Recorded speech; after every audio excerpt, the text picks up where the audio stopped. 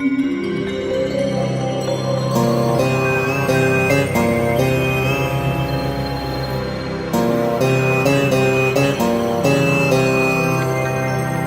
రాశి.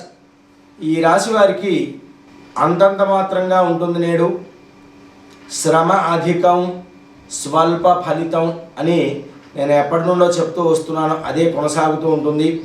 ఇంట్లో కొంతమేర కుటుంబ సభ్యులతో అశాంతత ఏర్పడ్డప్పటికి కూడా ఓపికతో, చాలా ఓర్పుతో పనులన్నీ కూడా పూర్తి చేసుకోవడానికి ప్రయత్నం చేస్తూ ఉంటారు.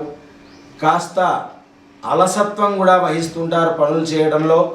దాని నుండి పురోభివృద్ధి సాధించుకోవడం కొరకు మీరు కనీసం మీ ఇష్టదైవాన్నైనా స్మరించుకొని ముందుకు సాగటం వల్ల కొంతమేర మెరుగైన ఫలితాలు పొందడానికి అవకాశం ఉంటుంది. తీర్థయాత్ర సందర్శన కూడా సాగుతూ ఉంటుంది. అధికంగా శ్రమించాల్సి ఉంటుంది.